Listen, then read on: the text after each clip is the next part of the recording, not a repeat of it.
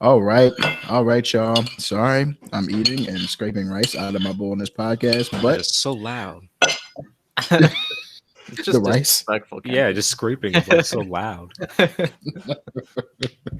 I'm sorry, y'all. Listen, if you haven't been eating, okay, you know the deal. You're hungry. You gotta eat do food. what you gotta Yeah, you know, do. You eat food. that's how it Yeah, works. man, you know how it is. This is how we do in the streets. I'm hungry. I eat food. No, I don't know. We just build different. Sometimes you just gotta eat. Mhm. Anyway, welcome to episode 2 of the Turn Down podcast. This is your boy Kendrick Bowser, and you already know the deal. We got Mr. Miles Malone, we got Mr. Tim Edwards in the building, doing what we do, and we're gonna just continue from where we left off on the last podcast for all the listeners out there, and we're gonna hit it deep. So, Miles, go ahead, tell your story because we're just jumping into it. All right. So, sorry, y'all, but this is the first time I was called redacted. Y'all know the word. I shouldn't have to say it for you, and you shouldn't say it either. So it had to be second or third grade because it was relatively soon after my family had moved to Maryland. I was getting off the bus. You know, I'm a kid. Except third grade, so I'm like 8, 9 years old. I think the math's fuzzy. Anyways, I'm old for my grade stuff. But I get off the bus. I'm walking, and as the bus passes, I'm walking up to my house. I guess a car that was behind the bus, rolls up behind me. The window's open. I think it's like spring or something because it was they had their windows open and they're like blaring country music, and these are adults at this point. I'm assuming like teenagers or adults or something. And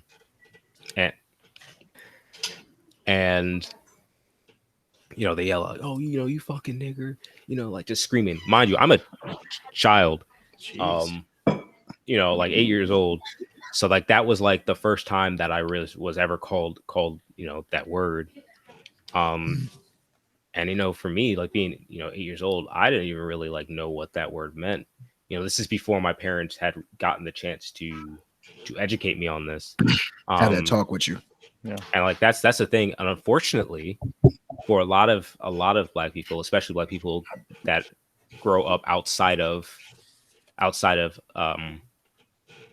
I would like ethnic enclaves, so to speak. And they grow up outside of Black spheres, like where, like my father, he's been called a nigger before, but that wasn't until a little bit later because he grew up in Detroit, or he was called a nigger by somebody who was not Black. Right. And that's I think that's the main part, but for a lot of these situations, when you have these little kids, they have to learn this early, especially if you're if you live in the suburbs, third grade, I was a child. And it's unfortunate because, especially from a Black parent's perspective, because you don't get that chance. Very rarely do you get the chance to have that conversation with your child before an incident happens. Because you never know when. That's a tough subject to bring up to any child, right? Right. But so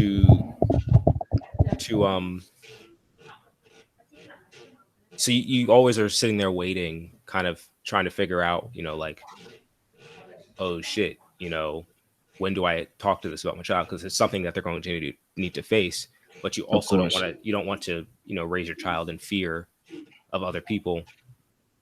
So oftentimes you have what happened in my situation, and it's not exclusive to my experience. A lot of people have this experience. Something happens, and then as a parent, you're dealing with the fallout of that. Of course. Yeah. And now it's like, oh, you just got called a nigger by an adult human being. Sure. You're 8 years old. You're a child. You don't know anything about the world. Now I have to come here and tell you, hey, some people do not like you because of simply because you exist, because the color of your skin is different than theirs. Exactly. And it's been like that. So then I guess another reason why this is an important conversation to have, and why I bring up this story, is because I see a lot of people when when we talk about education in schools and teaching kids, from early on about the atrocities that have been committed in this country, right? And then people come with the argument, well, like, oh, they're children, they don't need to learn that stuff. If I, as a black child, can be called a nigger in third grade and find out about racism and how it's going to directly affect me, then the least that white parents can do, or any other parent, but white parents in particular, Right. can do is teach their children, hey, this is not okay. This is the reality for different people. The least they can do is like, okay, you can teach that in school, so that now the white kids know, right, this is what they have to go through. right. And you should know not to be an extra hindrance to their development. You know what I mean? Like, you should know not to be something else that they have to deal with. So that you're aware, because I mean, that's a lot of racism comes from just pure ignorance, not just not knowing. Yeah. You see a lot of people, right. they grow up in these situations. Like, you grow up in the deep South, and some situations, where things have been systemically segregated for so long. If you grow up without ever meeting a black person, it's going to be very easy to say, oh, black people are this, black people are that, especially since the way the media portrays us. Of course. It's very easy to say, they're this, they're thugs, they're drug dealers, and they live in poor houses, Animals, and they're criminals. lazy and criminals and all that stuff. It's easy to say that when you've never met anybody. You've never met a black person, or all you've had encounters with, or all you're seeing is when that happens, is when stuff fits the stereotype. And that's definitely what I think is so important that you just said, is the fact that a lot of the hate and a lot of the envy, a lot of the jealousy, in certain situations, it comes from lack of knowing a black person. Yeah. Like, in passing. And that's when you see a lot of white people bring up this topic of, oh, hey, my friend is black. And it's like, is that your friend? Or is that just somebody Is that just somebody that you know? Is this just an associate? Right? Because I'm not gonna sit here and be arguing with somebody and bring up some dude I knew 5 years ago. Like, somewhat. Just because we ran in the same circles. Like, you don't truly know any of us. So therefore the stereotypes come up and things of that nature. And I mean, Tim, like, in this situation, I guess because of course we're both speaking as black men, like, how does it affect you if somebody was to sit there and say, you know what, nigga, right? Just say it right in front of you, and they were saying it with malice. What would be the first reaction in your mind as to hearing that? And then, like, how does it feel? Because it's always interesting to know how it makes people that aren't black feel. Like, I don't think people ask that enough. Yeah. I don't. So when that happens for me, if someone, I mean, I don't know if that's really ever happened, like with someone saying it with malintent, but I've heard it a lot in high school, and I mean, to kind of out myself here, I've changed, but I was one of those people who, had the ignorance to think, like, well, if, like, to decrease the power of the word, then everybody, says it. And so, like, that's a side that people think, and it's a lot of times of young people. Sometimes that carries through to adulthood. But I mean, again, that for me came from ignorance, and how I got over that was, I mean, obviously being, great friends with you guys, and not just that, but I mean, because our school is so diverse. I mean, we've had plenty of people that I've known, and that I've known from a young age. So I've known their stories too. And to know how it affects them, it infuriates me when people use it. And I mean, if I heard that now, if I heard like a white guy saying, like, no hard R, but, like trying to use it in like in a quote unquote cool way. Right. Right. I mean, that's problematic. And like my initial reaction is like a loud, like, whoa, like, you know, like, dude, no, like you cannot say that. And like I try to shut it down immediately. And you know, and that usually ends up being a conversation that I have to have with a person, and you know, continuing to talk about like, well, okay, listen, you know, and the point that always gets brought up is, you know, black people can say it, you know, and all that, and it's like, all right, man, well, like, listen, so with what Kendrick said in the beginning, you know, we're saying like ignorant person, right, like that, but I mean it means so much more than that when used with malintent, and it's terrible, and it's used to mean like you're lesser than me, you're not even a person, and you're just and it's slave, but like I mean you're just a tool, and that's not absolutely not okay, you know. And so for anybody to use that, you know, who hasn't taken the word and flipped it, because I think that's what, you know, a lot of black people today have done, is saying this is, you know, that this is a word that has so much heavy, you know, intent that we're and this is just my understanding of it, because I mean, I'm, you know, obviously I can't say this from a, you know, my own experience or anything like that, but you know, we'll like they take it and then it's using it for like ourselves, and obviously not me, but you know, and then it takes away that power that it has.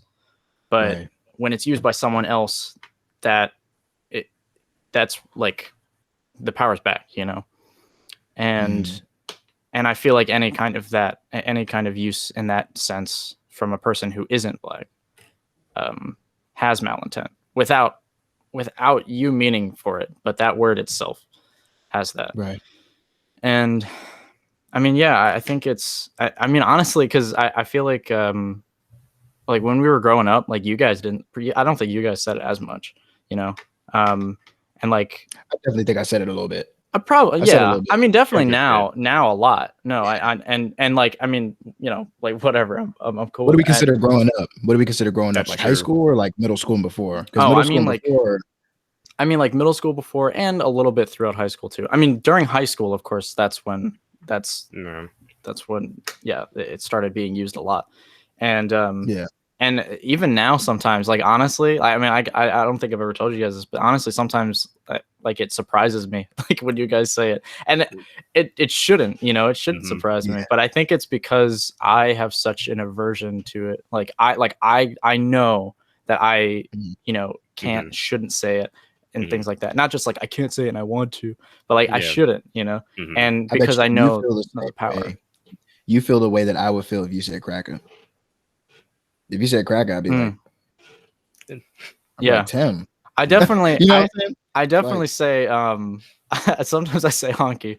That's fine. Yeah, that's humorous, right? Yeah. Humorous, like we say jigaboo and we laugh. Yeah, right. You won't laugh, but like me and Miles, if I say like Jigaboo Jones, like me and Miles gonna be sitting there slapping knee slapping, right? Because it's humorous, you know. It's kind of, it's one of those things where it's like, yeah, is it classified a group of people? Yes. Is it negative? Yes, it has a negative connotation, but it's not used with this malice and the power, right? That you talked about, the gravitational pull that word has, right? It doesn't have any.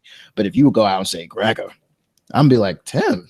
Yeah, you know, like it's kind of just like, it's also like in that same way. I mean, I don't really, it's not same, but it's kind of a similar thing where like I don't have, like, when if I used like cracker, like it wouldn't have any weight, you know, because I mean the whole point of cracker is that it's, you know, whip cracker, right? It's flavor. So I mean that's like, you know, calling it. And I guess we can in another point that what I feel is that racist is like the white man's kind of, you know, like word. Yeah. Because you call almost all the time, and not always, but like I feel like a good amount of the time, if you call like a white guy racist, or, you know, white or whatever, but a white person racist, usually it's not just like, all right, man, well, like what makes you think that, you know? But it's usually, what? No, I am not racist. And then they list reasons why they're not racist, you know? And the funny part about whenever a white man denies racism, it astounds me because I think that one makes them, it shows their ignorance when it comes to the definition. Yeah. Racism exists with power. There is no racism without power. As a white man, you automatically are born into power. You know, so it's like there's no way you can tell me as a white man you're not. You cannot be racist, but there's no way you can tell me, oh, it's not possible for me to be racist. It's it's absolutely there. Yeah. It's there. You know, like the possibility is there. And what my uncle said a couple of days ago that really like stung me, and I don't know, it really resonated, was when he said every black person is a sellout until proven guilty, or every black person is not a sellout until proven guilty, and every white person is not a racist until proven guilty. So you have those two dynamics where it's like a black person can sell out, right? Unless you prove that you're not a sellout, and a white person can be racist unless you in society prove you're not a racist. Because at the end of the day, we have the ability, black people have the ability to sell out. What does sell out mean? It means to sacrifice who you are. I think most people that go into corporate structures and sacrifice, having braids, sacrifice having haircuts that you want to have, you're selling out, in a certain way. And I'm not calling you out. I'm not saying that you shouldn't do that. If you want a job, you have a family, do what you got to do, but you're selling out in a certain way. You're sacrificing who you are for money. A white person going into society, has a bunch of white friends, goes out and calls somebody a jigaboo or moon cricket, you're racist, and you're proving that you're racist. But at the end of the day, everyone has that ability. You just have to prove it. And I think that when people think about it that way, that's when you're like, oh, okay, like this whole racism topic isn't as like far-fetched as they like to make it, I think that another good point that you brought up earlier, Tim, that I want to hit on is people's whole thing about using the hard ER versus using the A. I saw a video on something about that really dissected that. So one thing, I'm going to educate some of you guys on African American vernacular English. So in AAVE, a lot of the times there's phonetic structure to it, and it's often based in African languages. So it made English, the English tongue, which is a harsh language to learn if you're not used to it, right? It made it more palatable for these African languages. So oftentimes, the ER at the end of words, that's turned into an A, like father becomes father, brother, brother, mother, mother, sister, like all of that stuff. And that's so in reality, just because you're using the A, you're still saying the same word. Now you're just putting on a black accent. And which is arguably, which is also not good. Maybe not worse, but I mean, just a lot of things wrong. Yeah. And that's also another, that was a good point you brought up about racist being the N word for white people. Because a lot of the times what I find is when it's like, hey, that was racist. I'm not even necessarily saying that you as a person are racist. Sometimes when I'm just like, hey, X person, that was kind of racist what you did there. The first thing isn't, oh shit, like my bad. Like, I apologize. Like how can I rectify this situation? How can I be a better person? The first reaction oftentimes is, well, like you said, well, no, I'm not a racist. I can't be racist. I have black friends. You're here sitting in my house, or like, like this and that. And it's like, you are more concerned with what you just showed me. You're more concerned with being called a racist than whether or not you actually are a racist. And I think that what people need to understand is that calling somebody racist is not the end all be all of anything. You can strive to be better, but you have to want to do it. I mean, simply racism is prejudice plus power. As a white person, you have the power. Now all you need is the prejudice. Yeah. So as soon, and it's also a systemic thing. So that's another thing. There could like, let's look at the police force. Systemically, police forces across the country, all of them, I'm not excluding one, all of them are racist because they are racist in their institution, in the way they handle themselves. Now you could have 100% good cops. You could have not one single personally racist cop in that system, but because it's systemic, this whole thing's still racist because it's drilled into you. They're still participating in racist systems. And And I think that's probably part of the problem, is the connotation of the word racist has been strewn so much to be this irredeemable thing. When really, if you look at what it means, you have to kind of look deeper and say, like, hey, what you just did there was racist, or you're being kind of racist right now. That doesn't mean that you are at your core necessarily a bad person. However, you need to right your ship, otherwise you will be. And I think that's something that we need to work to do. Trust me, I love making white people uncomfortable. It's my favorite pastime. But like, I think there needs to be kind of a righting of the ship so that we can actually have these conversations. Because I think at the end of the day, we're at the point where if we want to have a conversation, we need to try and make. No, I don't even want to say that. I don't even say make people more comfortable, because this is a hard conversation to say, like to have these conversations. But there needs to be a way to approach it that's not going to automatically turn the other side off. Because I think what we're getting now, and yes, like what we're getting now is a lot of these blanket statements like, you're racist, I'm not going to talk to you, or calling somebody a bigot or whatever. And whether you're a Trump supporter, I won't talk to you. Yeah, and a lot of times, I'm not saying that that's necessarily incorrect in its factuality, right? However, if you present it as, oh, you're racist, oh, you're a bigot, they're not going to want to listen to you, because you've already labeled them, written them off. Yeah, you've already written them off. No, it's true. And that's a segue into cancel culture. Look at me. Ooh, I am on one. Well, the thing about cancel culture isn't even, it's so toxic, right? When we talk about that, it's so toxic, because writing someone off is me saying, you know what, I want nothing to do with you. Yeah. Right. Hey, I don't want anything. You did this. No, get out of my life. Right. Cancel culture is, for a lot of people, is ruining people's lives. It will ruin your livelihood. I've seen people lose $100,000 jobs. I've seen people lose $1 million jobs. I've seen people file bankruptcy. I've seen people kill themselves. Right. Like, it's not. And I think one thing one thing we should make clear is that, like, if you do something wrong, you should absolutely be punished, right? But leave that up to the institutions to do. Not. I think the problem is, one, because you see it on Twitter all the time. You see it where people go at somebody's throat, and it's like, oh, they're such a terrible person, and then it comes out later that, oh, this isn't true. There's new information that comes out, and I think that's part of the problem, is that everybody's so quick to just be like, okay, it's done, and now you have the situation. Well, now I'm out of the job, and they're not going to give me my job back just because it was proven that it wasn't true. I think there's also a factor of, can a person change? I think absolutely a person can change. Of course, of course. And a lot of things that also fall under the cancel culture category are things that people have done like a long time ago, or tweeted something real stupid because it's like, I thought this was hilarious, but it turns out it was pretty fucked up, Oh, yeah. And quite often that is how comedy is, and it's just like, if it's just not acceptable, then, we got to talk about it.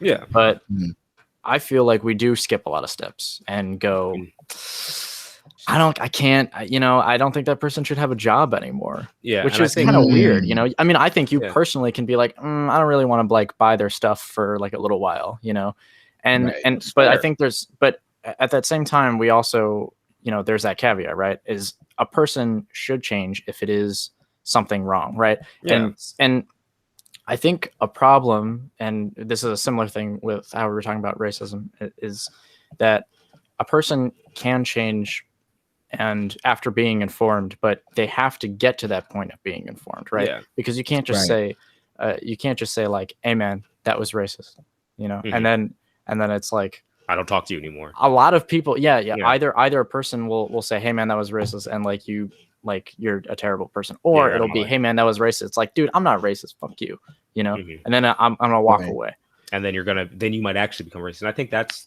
another thing. When you mentioned like stuff that happened a long time ago, I think all of us at some point in our life, and I mean all of us, I mean like every human being at some point has done something that they are not 100% proud of, that doesn't represent them. If I go back to like 6th, 7th, 8th grade, I've said some wild shit that's like, wow, I can't believe I said that. Like, I look back on that now in my 21-year-old self, like, that was crazy. You know, you're an edgy preteen, and that happens. Now, I think where the difference is, I've learned from that, you know, and it's when it keeps happening. And I think that's like with the let's talk about it, the Gina Carano situation. So anybody's not familiar with Gina Carano, she was she played Cara Dune on The Mandalorian on Disney Plus. Great show, you should watch it. But the situation was, at least from what we know, and that's the other thing, that's kind of like one of the more popular situations out right now. Examples of cancel culture. She had posted some like mask stuff first, and then she was talking about like just like I think she was like spouting like QAnon conspiracies or something to that effect. And Disney, from what we know, right now, somebody could be lying, but from what we know, you know, that Disney said, "Hey, stop." Then after that, she continued to, you know, like she posted some transphobic stuff, which was already not a great move because Pedro Pascal, the star of that show, his sister is trans. Yeah. So like, and now it's like, you're messing with our money. This is our moneymaker. We like. I gotta look that up though, because I don't know if it was explicitly trans. Yeah, so that's the thing. Yeah, I was going to talk about that's what I'm saying. Yeah, I looked it up before, and I looked it up just now just to make sure. So the transphobic thing, which it wasn't like explicit. It wasn't like, it was kind of, hey man, like trans people aren't people, or like, you know, they're disgusting or whatever. No, it was instead of like, you know, in the midst of a lot of people putting, you know, pronouns. So that's what. Yeah, you're right. Yeah. He, you know, he, him, she, they, all that kind of stuff. She put in her name on Twitter, she put like Gina Carano, beep bop boop. And I mean, you look at that and it's like, what? It's you like, know, there was no need to do that. And then, you know, and then she came out after that and said that, you know, it had nothing to do with mocking trans people. It had to do with like exposing the bullying mentality of the mob that has taken over the voices of many genuine causes, which is interesting because I don't know how in any way that could be that's how you read that. But, and I think that was the thing with this situation where I was like, cancel culture strikes again. I think the thing is that she was continuously acting up after. Here's the thing, right? But that's the thing. What do you consider? This is where is personally where I have a problem. In my opinion, and I'm not right or left, Disney bullied her. Disney massively bullied her because of her right views. Yeah, no, I would say that that's wrong. Because no offense, a lot of those stars on Disney, a lot of those stars on Star Wars, a lot of those stars on other things are extremely left. Yeah. They degrade Trump, right? Like, and I don't like Trump, right? You're talking to somebody who does not like Trump. I hated what he did, but they publicly went out and said their views. They said their piece, right? Yeah. They talked about, you know, they talked about Trump. They talked about McConnell. They talked about those guys like dogs, right? I'm talking like some really harsh things about McConnell. Like, people don't think about the feelings of these men, right or left. They have feelings. They're people, right? Not one request to cancel any of them. However, because she's saying some things maybe to the extreme of the other side that are all similar to what everyone who was supporting the left said, she's now off of a show. Yeah. Well, do you feel me? Like, that's what I'm saying. I understand what you're saying. But then she also compared being a Republican to being a Jewish person in Nazi Germany, which I think was the final straw. And I think here's the thing, right? And I agree with you on the sense that, like, the people on the other side of that argument have also said some pretty nuts shit. However, when it's like, oh, you know, politician bad versus, you know, here's where I have a problem with that, right? If your view says that some other group of person should not have the same rights or should be persecuted or shouldn't have whatever. Was that her view or was that the party's view? Well, that's what I'm saying. You know, like, if you're associating with yourself, you're associating yourself with that. So there needs to be an understanding that there's going to be backlash to that, because as soon as you say, you know, X group of people, you say gay people shouldn't have rights, or like, oh, I'm annoyed, you know, like, or something like this, or like they're taken over or what have you, whatever. or you say, black people, they're living off welfare. You know what I'm saying? Like where it's like, if it's to the point where it's like, or comparing being a Republican to being a Jew in the Holocaust, that's That was not a okay. stretch. That was a stretch. Yeah, that was a stretch. That is not I definitely okay. agree. I That is also a want to. stretch. I also want to bring a couple of other things too. It wasn't. I mean, those are like the two main things that people talked about. Yeah. And the other one is a lot of voter fraud tweets. Saying investigate every state, film the counting, flush out fake votes, require ID, which is another whole problem in itself. Right. All of this stuff, make voter fraud end in 2020. Whereas continuously, there are very, very little cases of voter fraud. I mean, like minuscule, compared to everything else. And it's mostly mistakes made by like people, like employees. Now the thing is, right, and this is where I can't, when you look at what's on the table, I can't fault her for saying some of these things, because voter suppression, in my opinion, is voter fraud. And that's happened in plenty of elections. No one talks about that. Voter suppression is a real thing where they go to these neighborhoods and restrict access to polls. When they do that, right, since the 50s, the 40s, the 60s, the 70s. Yeah, but she was saying that for the other side. I think that's the thing. She was saying, I understand what you're saying. I understand. Right, but I'm saying the thing is, it's a valid argument. Like voter fraud and voter suppression are one and the same. The left does not talk about that. So what I'm saying is, I'm not saying what she said was right. I'm not saying that what she said was right, but I'm saying it is extremely wrong on Disney's part to not call out anybody out there. Like the right talks about, oh yeah, black people on welfare, pick yourself up by the bootstraps. The left wants us to be on welfare, and they promote that. They promote government assistance like it's this God. Right? We talked about that last episode. So what I'm saying is, I see evils in both. I see evils in both. I see evils in telling black people that they're, on welfare and pick yourself up, and I see evils in promoting them to stay there. Because at that point, we have no equity. We have no freedom. So what I'm saying is, look at the left just like you look at the right. I don't see how you can look at both different. I wish people would wrap their head around that. Like, I want people to observe both of them objectively, get your feelings out of it, and look at what they do as people. Because in my opinion, they're just as evil as each other. I think it's just they're on two opposite ends of the spectrum. And morally, you might agree with the left more than you do the right. But however, a lot of the things that they say are not much worse than what's said on the left, in my opinion. I think you deserve it. I think in theory, you are in theory, yes, right. It's a moral argument. It's a moral argument. So I would, and it also changes from person to person too. Yeah.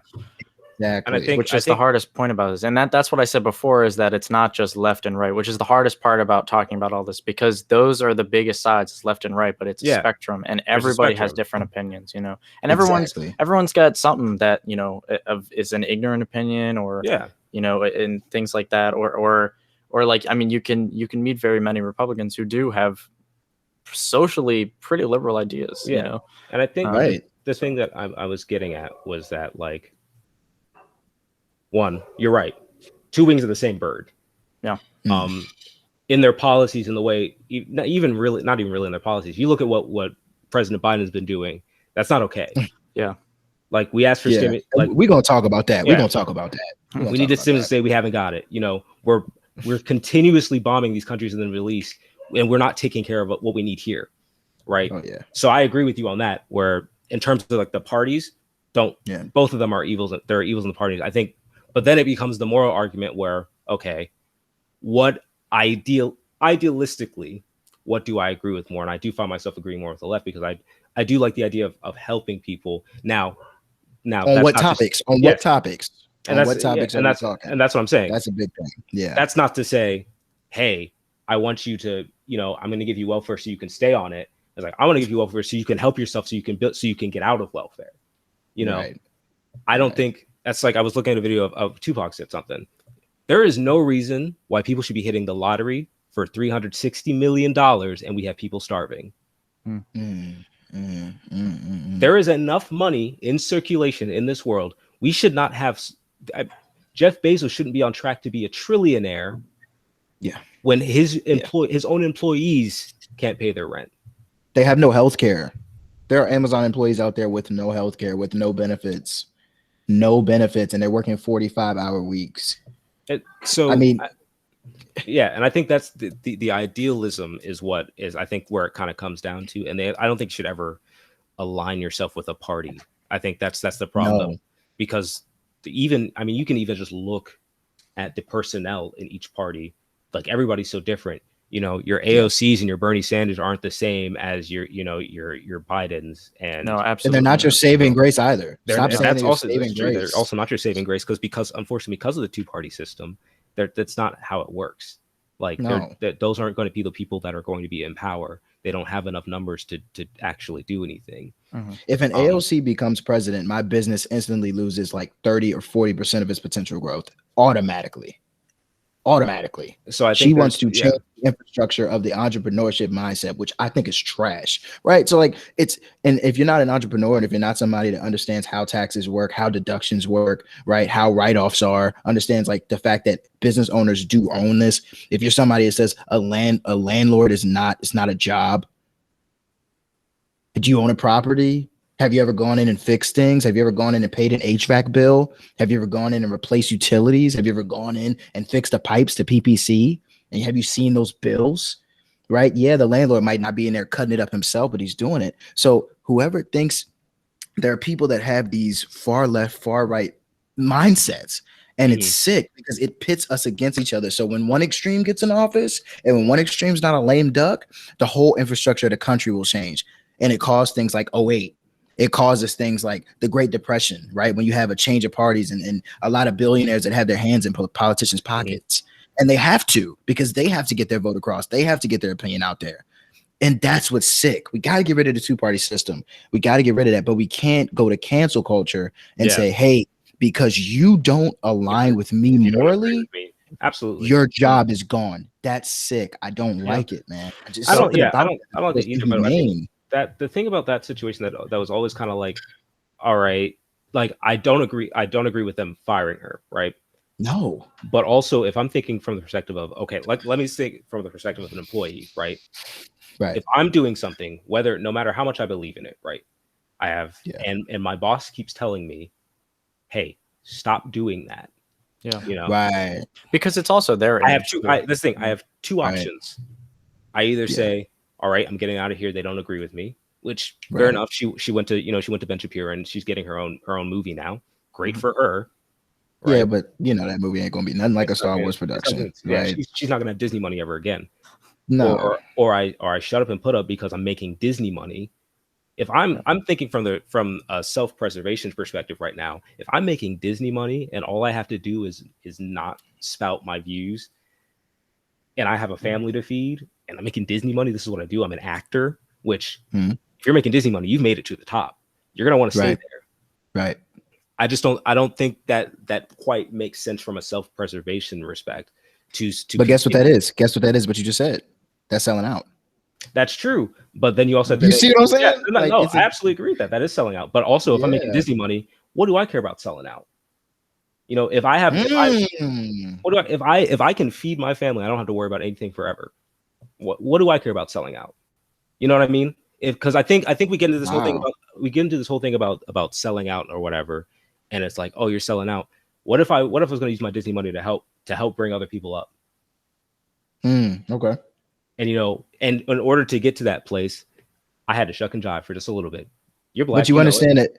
You understand that in her perspective and what she was doing, right? Let's say she stopped talking out socially. This is what I mean with selling out, because selling out is bigger than just sacrificing what you want to say to get a job, right? It's about what you do with that money. She's a celebrity. She's a Disney celebrity. If Chris Pratt, like, he got trashed for, I think, going to a church, right? We're talking about somebody who got trashed for going to a church. So if Chris Pratt goes and donates, let's say, to bring people up in his perspective, he's going to go donate to Mitch McConnell's campaign, right? He's going to go donate to a Lindsey Graham reelection, right? You're using your money to do what you want, to help whoever you want. And Disney gives you a call and says, hey, dog, that's selling out. It's deeper than just like your office behavior and what you do socially on social media. It's your money. Yeah. It's your integrity. It's who you choose to donate to. It's when you give all of that up to say, it's where you go. It's the rooms you're forced to walk into. Right, I'm forced to be around a bunch of people. Why am I a far right conservative, and why are you forcing me to go to a extremely liberal party?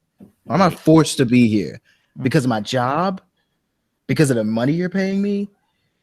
That's where I think it's inhumane. That's what I don't like selling out so much. I am not going to put myself, I don't care if you pay me $1 million a year. I am not putting myself in a room full of white people that look at me as a freaking toy. I'm not doing it. I don't care who I got to feed. I don't care who I'm giving back to. People can call me small-minded. People can call me ignorant. In my opinion, I just feel like that's so dangerous. And that's what Gina was facing. I know the point you're making. I understand. You're like, look, I'm going to make this money, but I'm going to lift my people up. But what I'm saying is when you sell out, you don't have that ability 95% of the time because you are sacrificing. It's more than just the talk. You're sacrificing your integrity and who you are to be where you want to go. And that's what I mean by selling out. It's a whole, it's an otherworldly experience. Your family, where you live, you know, it affects a lot. I think it affects a lot, and people don't realize that. Like a Ben Carson can never go back to what he once was. That's true. You see what I'm saying? Ben Carson can never go donate to Baltimore City. He can never, because who's going to take his money? Who? You were with Trump. No, I'm sorry. That's selling out. So you then lose the ability to bring your people up in certain situations. You lose the ability to help. And my thing is it worth it? Well, what's the price? And that's the thing you have to decide for yourself. And she made her decision, and that's absolutely fine. But you also have to understand from the business perspective, Disney reserves the right to be like, all right, cool, you're gone. And that's they're an employer. They're an employer. They have the right to be like, we don't want to be, and that's the thing from their perspective. We don't want to be associated with that. You know, especially after all the January 6th stuff and everybody showing their ass, right? There's like, we're not, if you're even like, we don't even want to remotely be connected to that. And I mean, I don't think that's necessarily right. But they reserve the right to do that. I mean, I'm sure on a personal level, she's a great person. You know, Bill Burr came out and he was like, he defended her. He said she was a sweetheart. He was backing her. Yeah, he was backing her. And, you know, like, and Bill Burr makes fun of everybody, but he generally leans left. Yeah, of course. He has a black wife. I mean, not saying that means much. Like, you can have a black partner and be racist, but absolutely. I mean, he's a left-leaning guy. But I mean, at the end of the day, I think Disney made a business decision, right, that made the most sense for them because, unfortunately, because of what she was saying, she was distressing Pedro Pascal, who's that's their moneymaker. Like, they don't need Gina Carano. They need Pedro Pascal to play that character. You see what I'm saying? Right. Where it's like, from a money perspective, this is what we have to do. And it's not, I think the problem is that they gave her a chance to be like, hey, stop. I still don't agree with it, but like, still, I also had to understand that they told her stop. Yeah, and multiple times. It was like 5 times they said. They said it went months and months and months and months. She made her decision ultimately, and I can respect her in that sense that she said, you know, this isn't worth it. I also wonder though, thinking about this. I mean, when we said like we were going to talk about cancel culture today, I've been like all week like, oh man, I honestly don't know what I'm going to say about this because before, you know, I've said my thoughts about cancel culture and been like, you know, it's terrible. People lose everything because of, you know, something they said. But then, you know, there's a lot of situations in which people say something stupid or they repost something, you know, like not just I don't mean stupid. I mean incredibly ignorant and hurtful to someone else. I shouldn't just say stupid. That's kind of a blanket thing that takes away the meaning of it. But it's, you know, something that's hurtful to somebody else and someone tells them to stop and then they say, no, but I believe this though, you know? And the thing about it is that, you know, that person, whether we agree with them or not, does have the right to say things like that. But I agree also that it is the company's decision, you know, and it's like whatever, right? And you know, I definitely disagree with the things she said and thought that, you know, comparing being a Republican now to being a Jew during the Holocaust that was disgusting. That was disgusting. no She shouldn't have said that. one's going out and rounding up Republicans and bringing them into concentration camps. Yeah. What I think that a lot of Republicans feel, though, is that we're on the path to that. You know, as this is, I don't think we are. No, I absolutely No. I know we aren't. It was a clumsy comparison on her part. No, absolutely. I think Tim Allen made a similar comparison a while ago. It was like I think that was part of the problem, is that I understand what she was trying to say. Yes, and I see what she was trying to say, but she said it extremely poorly. Yeah, extremely poorly. It's not at all the same situation. No. But that again, though, I want to say this, kind of talking about, you know, another side to it, is that, you know, I think a lot of Republicans do feel like, you know, they're that they will be, you know, just attacked. I don't want to say attacked. Well, okay, sometimes actually attacked. They feel like if they say that just the fact that I'm a Republican, like, you know, it happens a lot of times. Physically happen a lot. Yeah. And I mean, that's a that's a problem too. That's a problem too. It's absolutely a problem. Nobody should be physically attacked for that. Like what I saw on tape during the whole Proud Boys protest, right? Mm-hmm. The whole Proud Boys protest stuff that was going on. It was like that week. It was just a bunch of crap happening in DC. It was like a bunch of Republicans, a bunch. And I saw things disgust me, right? When we talk about, yes, I don't like MAGA, right? I don't like that. I think it's a religion. I think it's disgusting. I think people worship that guy like he's the Pope, right? I hate that. However, they're free to carry a sign. They're free to walk around. They're free to wear a MAGA sweatsuit. They could wear a MAGA gold chain if they want, right?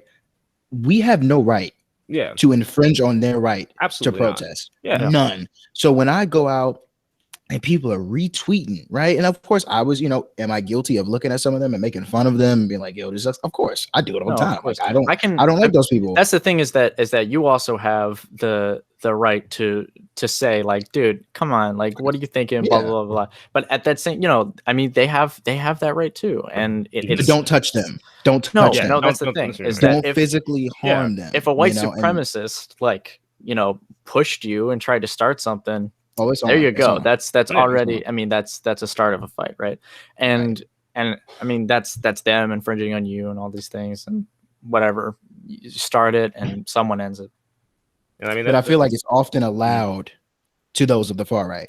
It's allowed. Yeah. You know, I feel like people make it. They're like, yeah, it's fine. Like, yeah, beat him up, like hurt him. You know, and like I will, in my opinion, I will say those things. Manny and I, and you know, we've had conversations like, of course, you'd be like, man, I want to see Trump get beat up, right? Like, I'll say that all the time. But when it actually happens, I'm not advocating for it. I don't think it's right to actually advocate, you know, and be in a position like I saw them attacking white people, just like black kids. First of all, black kids that don't know nothing about politics, like nothing. You know nothing about what's going on. You just see somebody get killed, and like you see it. People that saw Freddie Gray get killed and went and stole toilet paper. It's like, bro, you know nothing. Why are you stealing toilet paper? That's not why. It's not explain why. Anywhere. It's not getting you anywhere, right? It's getting your butt wiped. You're getting some dookie off your cheeks, right? Like it's helping you in that regard. But are you doing this? get the Scott. I need that quilt. But I think that's an interesting conversation, because it always comes down to the obviously nobody should be physically assaulted for their views. I think that's not the point of what this country is about. Like, and that's the thing, we should be able to disagree with each other while still being like civil. Now you can decide, all right, I'm not going to associate with you on that level, you know, like, because I don't agree, because there's a fundamental disagreement. I think for me, right, the moment that your views say that somebody else is less than, or suggest that somebody else is less than in their policy, that's the moment I'm like, okay, I'll try to explain why why I disagree with that. I would even say why you're wrong, even though that's what I believe to be morally incorrect. Right. But the reason that I disagree with what you're saying is because A, B, and C. I think no human is better than any other human inherently. Ever. Right? Based on any type of line, based on skin color, based on religion, based on sexual orientation, anything, based on gender identity, anything.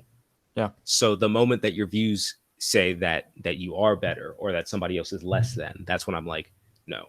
And I think that's kind of the main issue that I have with a lot of like the far right. You know, when you have like these white supremacist groups, and it's like, all right, let's wave around the Confederate flag.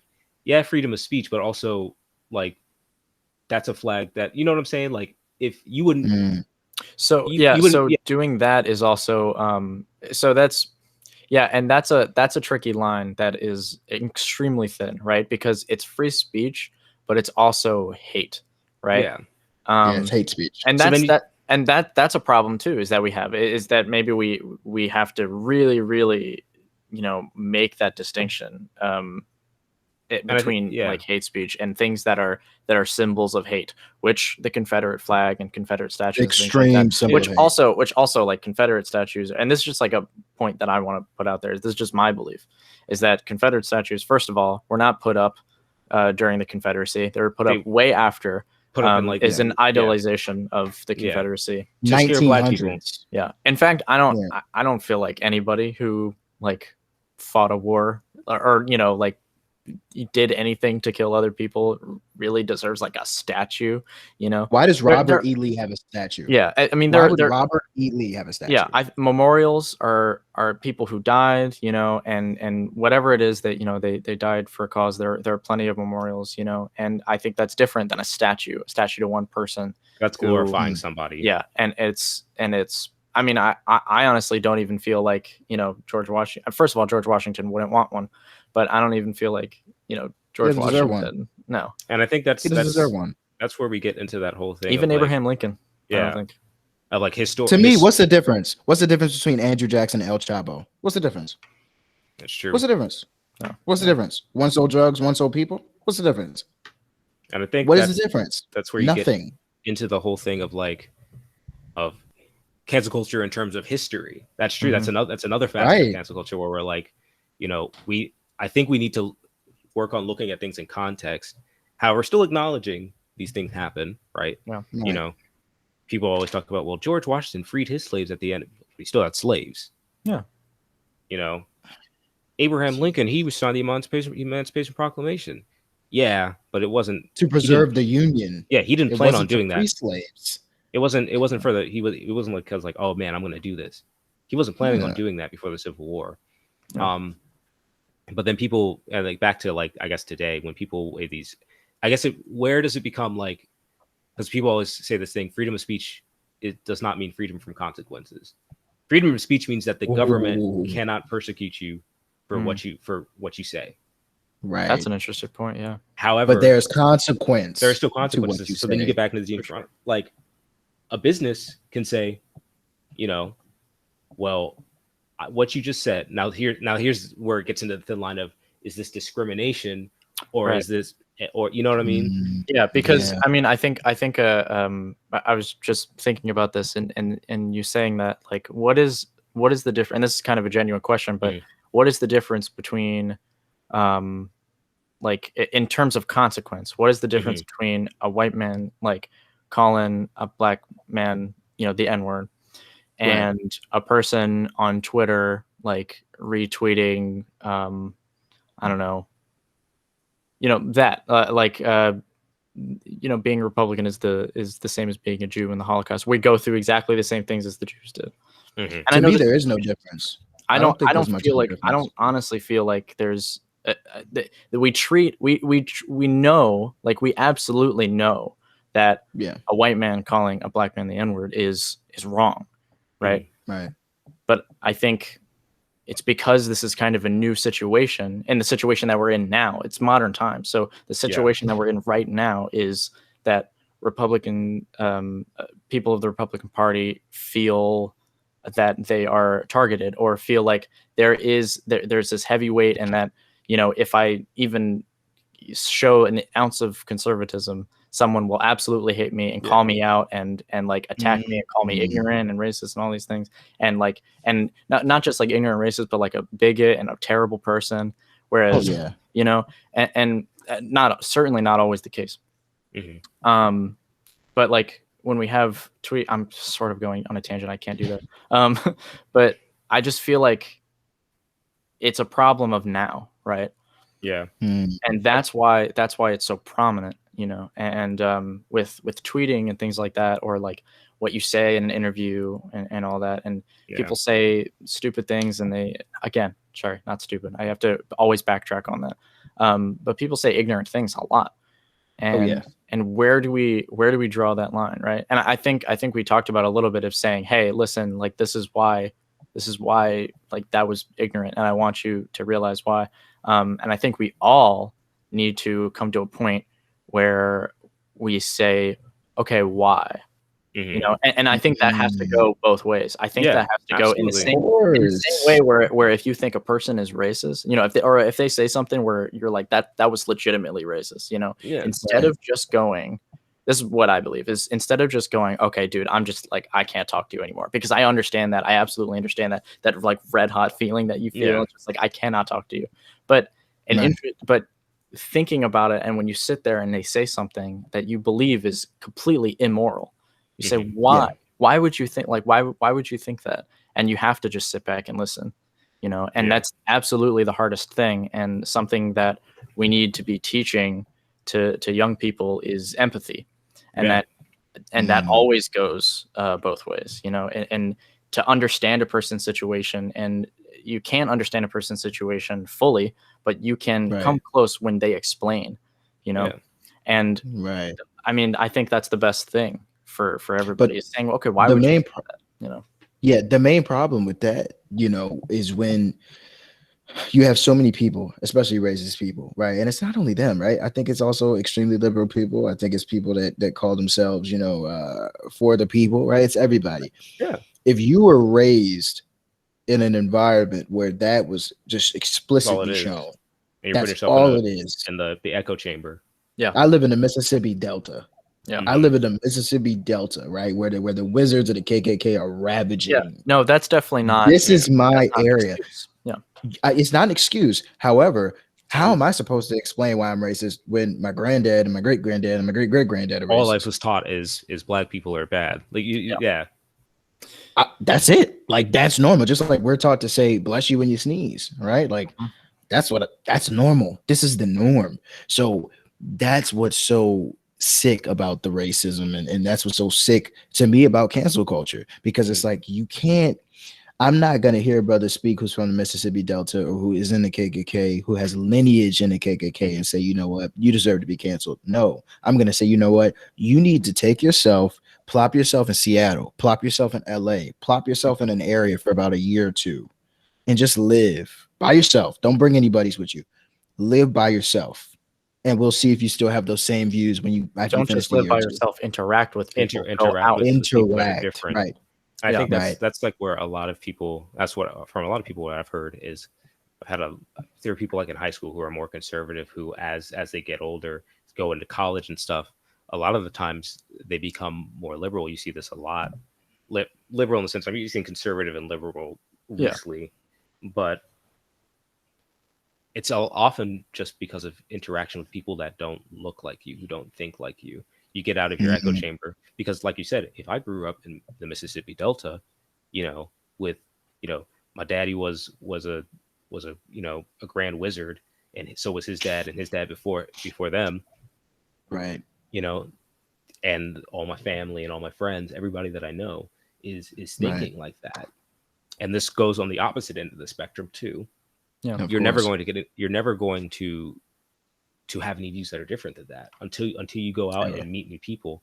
And unfortunately, with a lot of that, because you've grown up in that situation, you're not going to want to go out and meet new people because they disagree with you, because they call you a racist, or because they call you know a liberal pansy or whatever, you know, like stuff like that. Yeah. You're not going to. And I think people truly, everybody has different views. Like you said, politics are a spectrum. You know, like most of my views would be considered liberal. However, I'm certain I do have some more conservative views. I can't think of them off the top of my head, so maybe that was a bad example. But the point is, I don't necessarily agree with absolutely everything, you know, one side says or the other. I don't know. You know, like a lot of the times on the far left, a lot of things that I have issues with is stuff like this, where people are so quick to just to jump on one thing Yeah. and be like, you know what, you're automatically bad, and not we don't take the time enough to sit down and talk to each other. And often, especially I know this, especially as a black man, it's hard to look at somebody who's Yeah. openly been like, That's ooh, true. I hate you, simply because of the color of your skin, and talk to them and understand their point of view. But Right. if we plan on getting forward, moving forward in any way, sometimes we have to do those hard things. We have to have those conversations with people we don't want to have conversations with. Yeah. um Right. I I think think. there's Sorry. a lot of hate in this world. um and you know, I'm guilty of it too. Everybody's guilty of it, of just writing people off because of, you know, whatever. And that comes from bad experiences. Mm. But I think in an ideal world, we'd all be able to sit down and come to a better understanding. Now, after now that's here's where it gets in, where it's like you get into it, and you know, they're still like, all right, still don't like you because, you know, whatever, your skin color, or I don't like the texture of your hair, or what, or whatever. You know, then you can be like, all right, you're not for me. Like, see it, Yeah. have a nice day, you know. But to not have tried, I think is Mhm. like is the worst thing that we can do. Absolutely. Yeah. As a species, really, to not at least try to get Yeah. Yeah. along. To not try to, one, understand, I think is the most important thing out of everything. To just try to understand, you know, a person's situation, why they think that way, you know, what do they think before, what came to the reason why they think now, you know, what Right. could they do to change that, if at all possible. And a lot of people don't want to change, you know. Right. And I think that's another, I think that's another hindrance. Mhm. Maybe not necessarily a problem, but I think we as people always need to be seeking change and Of education, course. because, you know, we talk about like Bernie Sanders and things like that. Like, I mean, he was always on like the civil rights side, you know, and that's great, but he Mm. never changed. He's always No. been this way, you know, and he's always been on the side of, you know, of like, let's have equal rights, which is great, you know. But Mhm. he has never changed, and I think and he's never changed his ways of making the things he wants happen to Mhm. happen, you know. Right. I mean, he's always been very far left. He's never gone a little bit towards the middle to, you know, to make his, you know, platforms change. And I mean, that's the Yeah. reason why he's not as successful.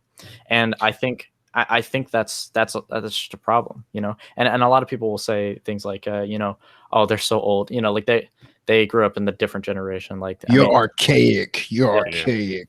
Well, yeah, I It's mean, like, it bro. just happens all the time. Like, man, you know, Meemaw is like 80 years old, and it's like, man, like she What grew are you up. gonna do? Yeah, This she is grew different up Yeah. time. in like South, like Mississippi. Like, you know, you can't do it. It was a different time, you know.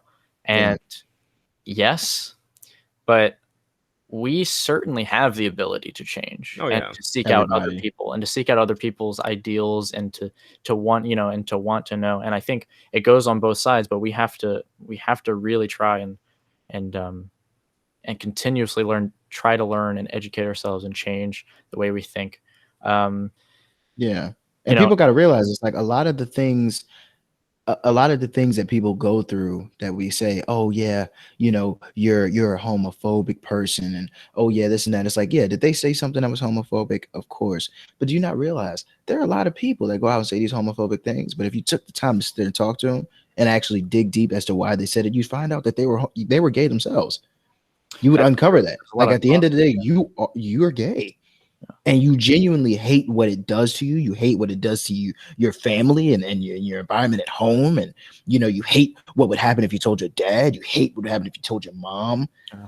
So therefore, I'm gonna make sure that I hate every gay person out there yeah, because I don't want to be known as one. it's projection. Yeah, It's projection. So it's like, stop writing these people off. Stop going on Twitter and ending their college careers, and stop Mhm. going and shutting down businesses, right? Like, people don't understand the power of social media. People don't yeah. understand that. Oh, You don't absolutely. realize that one retweet can Mhm. stem to 50,000 retweets, Blows and it up. gets them Yeah. to 1,000,000 likes, and it gets them to that person now literally losing their college degree or losing whatever they have, or pursuing, losing a business. I mean, relationships lost, right? Like, it could really ruin a person, and you're going to be known. Oh, dude, you're that Twitter guy.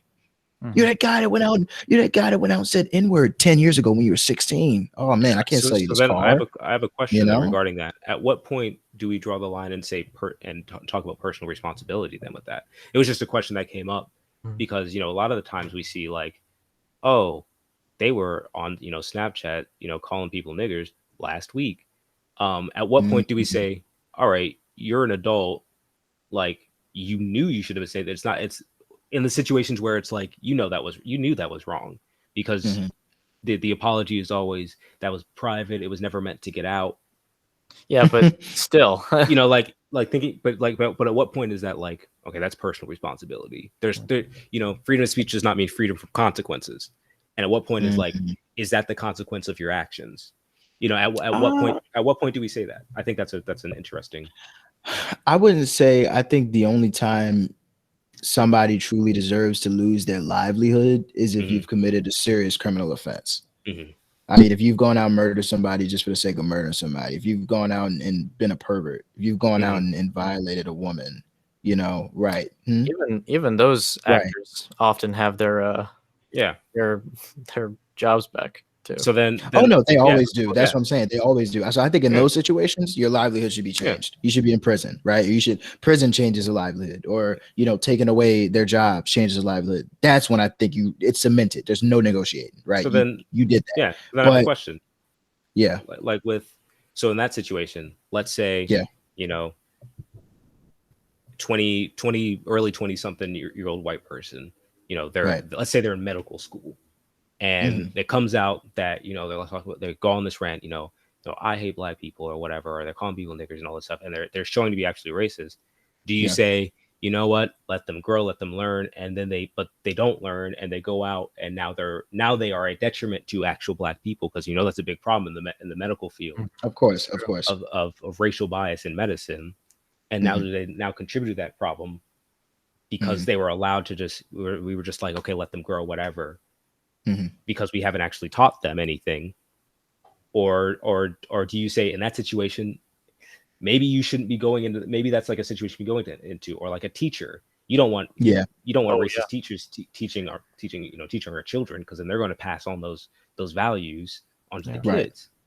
Right. So at what point is it like, all right, you don't want them to lose their livelihood, right? However, if they can adversely affect somebody else's livelihood, if they can adversely affect 10, 15, 20, 100 people's livelihoods simply because it was allowed to slide because we didn't want to affect their livelihoods, at what point, again, personal responsibility, at what point do we see the consequences of that? Because I think if it's not, because if it's not checked, it's going to adversely affect other people. You know what I mean? Like in those situations. The thing is, I feel like it's a top-down thing, right? We're looking at it from bottom up. We're looking at it from your personal action, your consequences, right? So boom, you did this, now you're getting this, now you're getting this, right? We got to look at it from your 5th grade teacher, your 2nd grade teacher, your parents, your integration with college students, right? We got to look at the structure, right? Like I feel like it's more of an organizational problem than an individual thing. I feel like society in itself, and that's when we get into the rabbit hole, right? We get into we got to change this, right? Welfare and all this rabbit hole of all of the things that cause people to be racist and people to be poor and whatever. But when somebody's in that position of, and it varies, right? If I'm a medical student, I'm saying something racist, get them out of medical school, right? Like you should not be on track to take care of patients, white, black, or anything. You should not be on track, because at the end of the day, if you are in a field where you sacrifice yourself for the better, the greater good, a nurse, you're sacrificing yourself, right? Like you're on the front lines. Nurses have died. Nurses have lost their jobs. Nurses have, lost families. You're on the front lines. And if you can be on the front lines and still have that mentality of, I'm still going to be a racist, you need psychological evaluation, because it already takes a mental commitment to say, okay, I'm going to sacrifice my life for medical for the betterment of somebody's physical or mental or emotional nature. But you're then going out there and still saying at the same time, I don't like these people. Mm-hmm. I don't. It's an imbalance there. I think Mm-hmm. that's something you need to get checked out, because I don't see how you can have one part of your brain saying this and another part of your brain saying the total opposite thing at the same time, Mm-hmm. and then doing like, I just, because you're already committing to give your life. You're committing to do all those things. It's like soldiers being racist. Yeah, it's the same thing with them. So does it? Well, there's a lot of that. Well, yeah, but, a ton. So then, so are you saying that it's more of a case by case thing, where it's like, if you're going into an industry where you're going to have to deal with this group of people or whatever that you hate, should it just be like, you shouldn't be put in that field? Because then you get into the question of, well, all right, then what do we do about those people that aren't going into that field? Going into those fields. There are plenty of fields out there for you. You want to be a plumber, be a plumber. Okay. You want to be a mechanic, be a mechanic. You want to go out and start your own business, start your own business, right? Yeah. Like, that's the thing. Start your own business. Entrepreneurship is a thing. I'm doing entrepreneurship because I'm not afforded the same opportunities as a white kid is. I'm not. It's a fact. If I go in the corporate world, I'm probably not going to elevate. I'm going to be at a $40,000 salary for the next 20 years. And I might be lucky if I get 60 and a 2-week vacation around Christmas time. Yeah. You feel me? Like, that's my outlook in any scenario. You as a musician, you're a businessman. Tim, if he was to go out and start a band or go out and make his own projects, he's a businessman. He is the business, right? Mm-hmm. That's what you're doing. So, in my opinion, if you're racist and if you don't like black people, start your own business where you don't need black people. Simple as that. Okay, so a business doesn't pick on color. You know what I'm saying? Like, what if we talk about the entertainment industry, though, right? Because that's where a lot of cancel culture comes into play. That's where like the cancel culture comes into play, is the entertainment industry. Right. Entertainment, whether, what we're talking about, we talk about front lines and, essential working and all that stuff. I mean, entertainment's essential, right? Mm-hmm. But if we're talking about like, they're going into this project and they got some views that are, either ignorant, or they did some things, they had some tweets that were ignorant, right. It really, it's really a gray area kind of thing, because if I was the employer, if I was Disney, like to Miles's point, if I was Disney, I would be like, listen, man, I don't want that. Like, I don't want that kind of stuff being said, Right. Like, you're my employer. I don't want you saying that, same thing as a teacher, I'm going to be a teacher. I don't want my like students to be saying stuff like that. I don't want them. If I find out they're saying stuff like, man, like, there's, it's stupid to wear a mask. Like, no one, like, we don't, like, I'm taking this mask off. I mean, listen, you're hurt. Like, you're a detriment to everybody here, and you got to get out of my band room, Right. That's the thing, is that I would do that, because like, that's the thing, is that if it's hurtful to others, or if I have a kid who's like yelling like transphobic stuff and like making fun of kids, or not even just like yelling like transphobic stuff, like, like I hate trans people, but like making fun, right, then I'm gonna say, like, I'm gonna talk to them. I'm gonna say, hey, listen, like, that's not cool, and I'm gonna explain to you why. If it continues, or I hear about it continue or something like that, I have no choice. I like listen, like, it's like I as a teacher, I want you to be the best that you can be, and that's why the shaper. That's why the shaper of the generations, right? And if you refuse to be taught, and I'm going to be a music teacher, and it's not just about music. It is so much more than that. And I can talk about this another time too. I'm sure I will. Yeah. When we talk about arts education. But as a music teacher, you teach a person, as any teacher, but especially music, because it's creative. Right.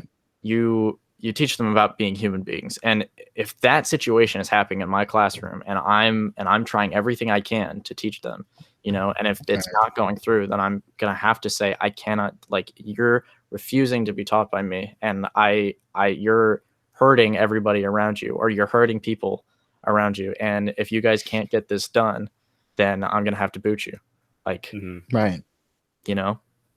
It's professionalism in a way, if that happened in the band, dude, like, you're going to get someone like that. And I think what Disney did with Gina Carano, like, you can disagree or agree with her tweets or something like that, but Disney is the business, and what they hold true is this kind of thing, right? Yeah, exactly. Now, and so, like, I don't necessarily feel like super bad for her because she continued to do it, against her employer's things. And maybe that is like selling out, like you were saying, maybe it is that. Right. But I also think though, at the same time, when we have Twitter and things like that, like people will say, like cancel this person because they did this thing, or they retweeted this. Mm. I mean, chances are that person is not going to grow right from that, No. And No. and I think that's a thing, is that people need to be I feel held like accountable. Gina's the same way. Gina's the same way, right? Like you just booted this woman, she's not gonna right, grow from over that. her views. She's not going to grow. If anything, she's going to stray deeper No, exactly. into whatever and be more open about it. And the first person who she went to was Ben Shapiro. Well, absolutely agree with her. And, and I mean, however you feel about Ben Shapiro, he is in his own, like he is his own way, and he never changes, and I mean, that's like kind of his point. And so, and the fact that, Ben Shapiro, slap my knee. So, but the fact that she went to him, because like they did tell her like, hey, Luna, you gotta do this, blah, blah, blah, blah. Like, don't do that. And she said, these are my views, and then tweeted. She said, F it. Yeah. And they said, okay, we're gonna fire you, Right. You gotta go.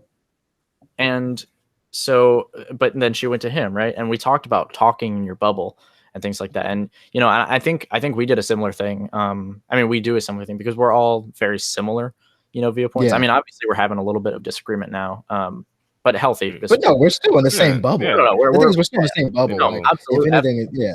And I think with our first episode, I mean, it was definitely apparent there. It was absolutely like, I won't apologize for the things that I said. I absolutely meant it. But I can't. We're unapologetic on this podcast, y'all. Like we're not. If we say something and you don't agree with it, we can come on and talk to us about it. Yeah, and come on and talk to us about it. And we love that. But that's the thing, is that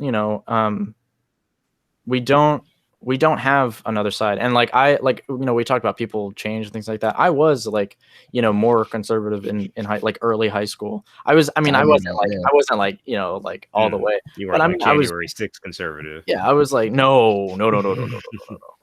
That's not even. I mean, that's but I was like middle, right, a little bit to the right. And and as I've gotten older and more empathetic and just seen more people and seen more situations and lived my own situations, I'm like, man, like I could not be farther from where I was, Mm-hmm. And so I've been so detached from that kind of way of thinking that sometimes it's hard for me to understand, like how, I said it last time. I was like, I just don't understand how a person can think like this, Right.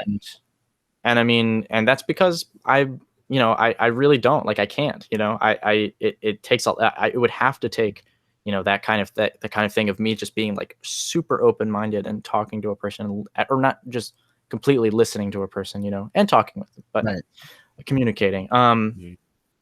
But and that's funny, man. So I'm so sorry, man. It's a beeline, because I remember when you brought up the entertainment industry. I think that's so powerful, and we haven't really, besides the Gina thing, like the entertainment industry in its entirety is full of people that should be canceled.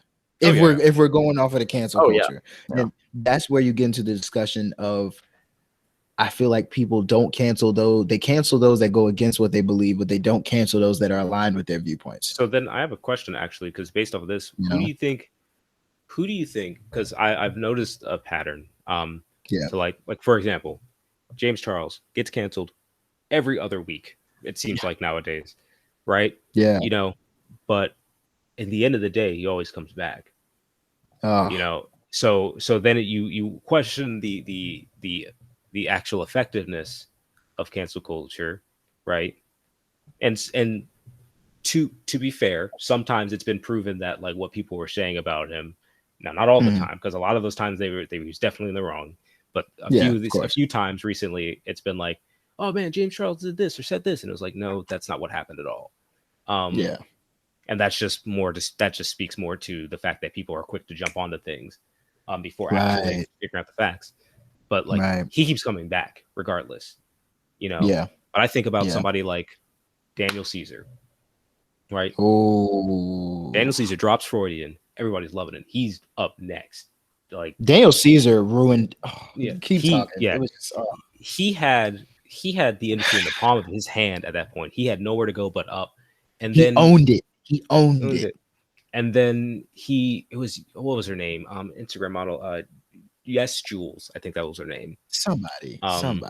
She said or did something that was like, everyone is like, no, like that's not okay, or like they're, and all he simply said was like, hey, like let's stop being mean to white people, whether you agree with that or not, right? Yeah, cool. And then but people jumped on that immediately and were like, like, oh, like what are you talking about? Why are you defending her? Like you're shucking and jiving, right. on the Dr. Umar, of course. And he was like, well, this was his mistake, was saying, all right, if y'all want to cancel me, then just do it. Which now granted, I liked Freudian a lot better than his newer album.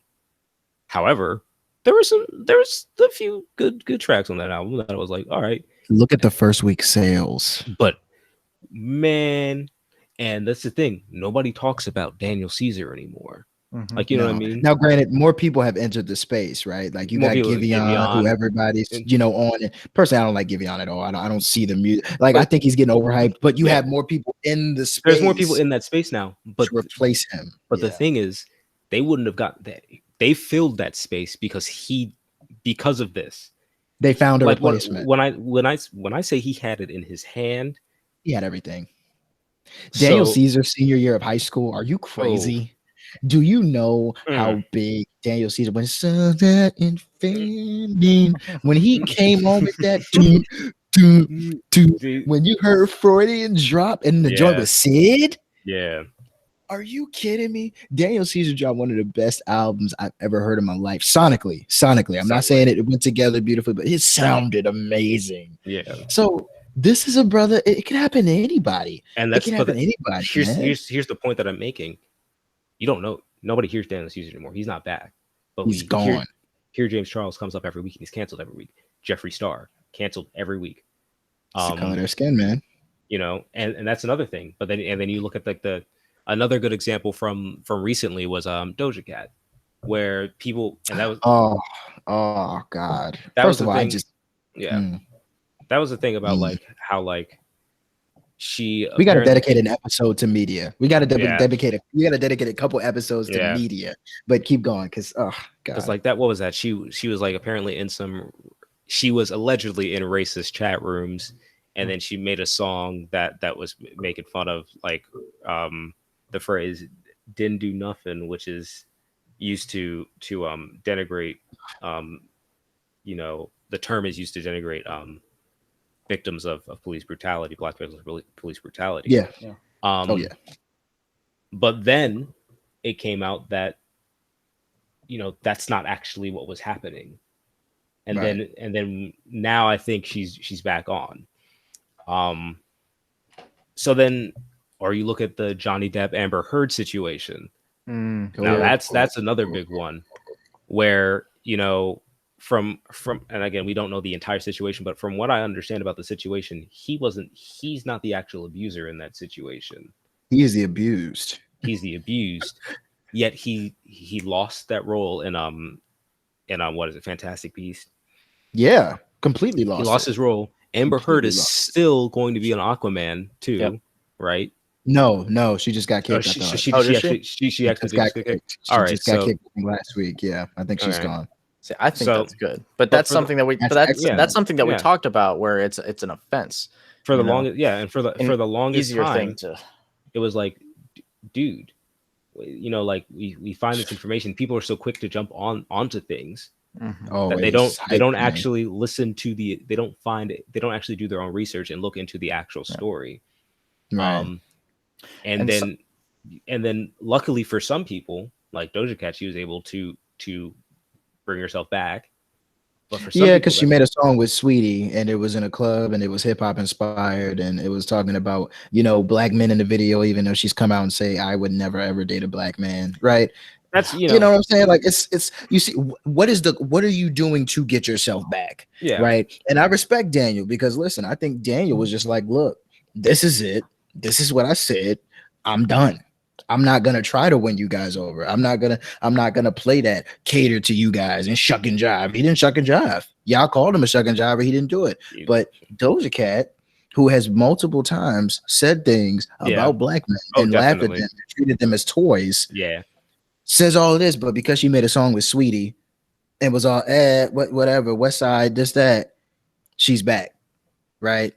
No. Well, and that's where we get into it. Like, why is it different for Daniel Caesar than it is for James Charles, for Jeffree Star, for Doja Cat? Why is it different for Johnny Depp than it was for Amber Heard? And now, of course, she's seeing the consequences of this. But up until very recently, she wasn't. Why is it different? And that's the other thing about cancel culture is it's very choosy on who it wants to actually have lasting effect on. 1,000%. So I also think this is something I was thinking about this week while we were talking about this subject, and I think that we've always had extremely different opinions as a society. Mm-hmm. I think it's always been this way.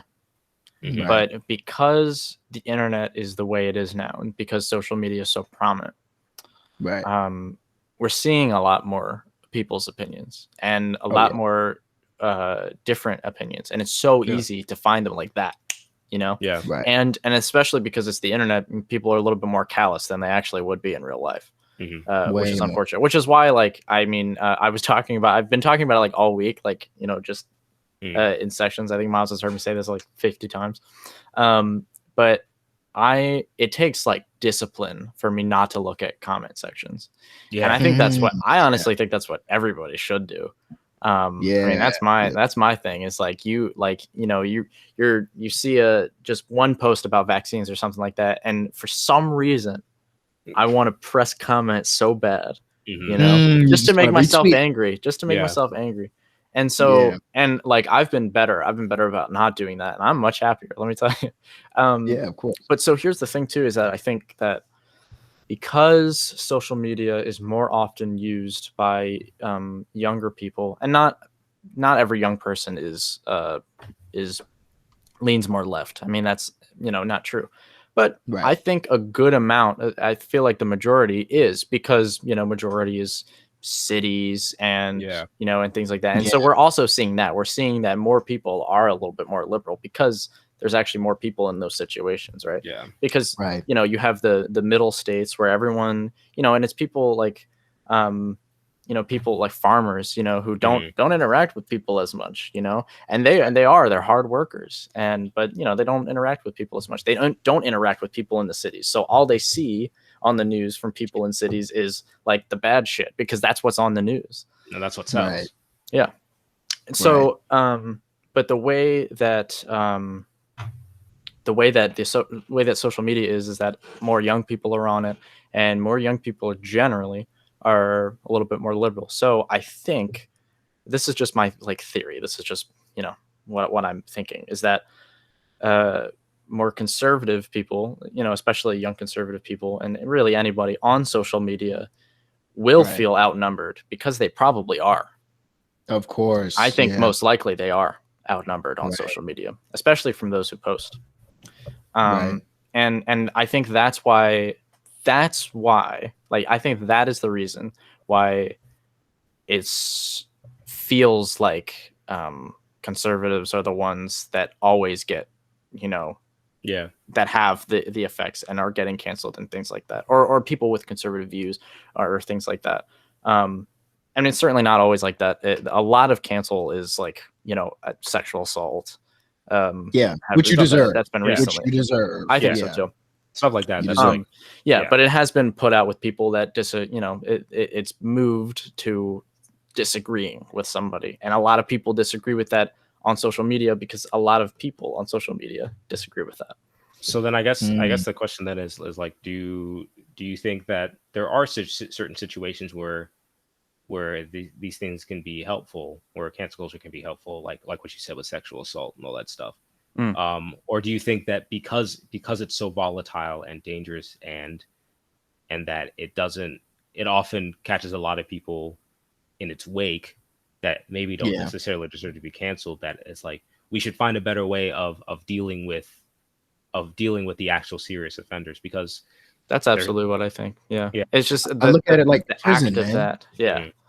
Right. Yeah. I look at it like prison, man. I look at it like prison. I don't want a prisoner to go to prison just to rot in jail. I want them to rehabilitate. Even if they won't see daylight again, at least rehabilitate the soul.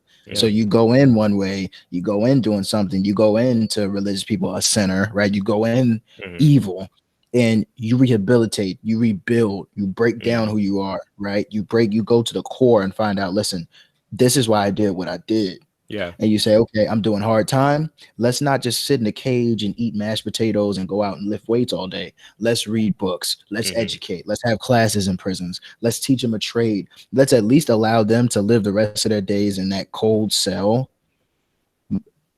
fulfilled. Yeah. Let's allow them to feel like, you know what? I did that wrong. I messed my life up, but I'm not going to go out without understanding who I am. Because I feel like a lot of people that commit crimes don't truly know who they are.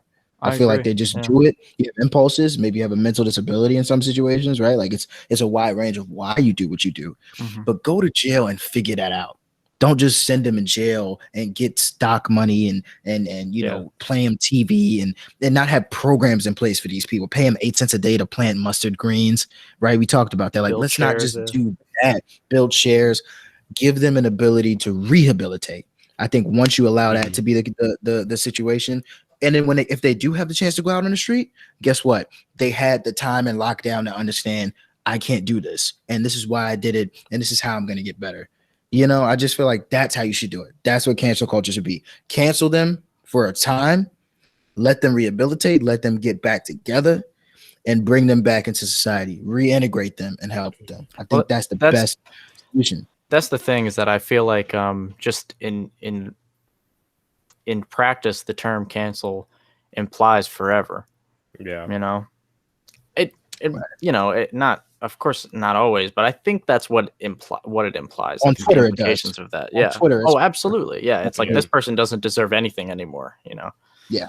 And like you've allowed no room for growth there, because you've now said you're a social other. Yeah, and I think even Gina, you know, like as much as I disagree with what she said, and like I believe that the things that she tweeted, some of the things she tweeted were actually hurtful to other people. I don't even believe that Gina Carano deserves like to be like casted out forever. You know? Not at all. Not at all. No. Yeah, not at all. I don't think anybody anything near that. No, nobody does. And I think that is a problem with like the term and with everything about being canceled. It's very absolute. Yeah, it doesn't allow for people to. It's true. There's learn from the mistakes. The like us versus you know, is a problem. And that is something that I will say is an actual problem. And like I said before, like, you know, like how we talk here, like we're in a bubble and we give our opinions on here and things like that. But it's a one-sided conversation, you know, on a podcast. It's not like we're not thinking about, you know, other. We're thinking about other sides. No, absolutely. Yeah, other perspectives always. And I think another way to look at that also, like, I think it should allow for growth. However, you also have to understand that if people refuse to grow, then I guess that's a good question. What do you do if we do say, okay, you know, you're not canceled, we're going to re-educate you, and it becomes a thing where it's like, all right, you messed up again. All right, you messed up again, and it's on the same thing. It's not even just like oh, like you keep messing up. Like, you know, people make mistakes. Cool. Yeah. But what if it's like you're a repeat offender, or you're refusing to actually be a better person? Then you lose your chance to reintegrate. So I think definitely. Yeah. I think with Carano's situation, the more I'm like thinking about it too, and it did come a lot from social media. Like that was what made her aware of every, or made people aware of what her situation is. That was and maybe Disney too. Yeah, Disney did her dirty on that too, because like she found out she was fired on social media. That's absolutely stupid. That's disgusting. Yeah, and that is stupid. I mean that. Yeah. So what I think that no one no one's gonna hire you if you think that way and you talk that way, and you're unprofessional doing things like that. But like, again, that's the company's choice and things like that. But like, if you're put on blast, that term I guess probably hasn't been said in a while.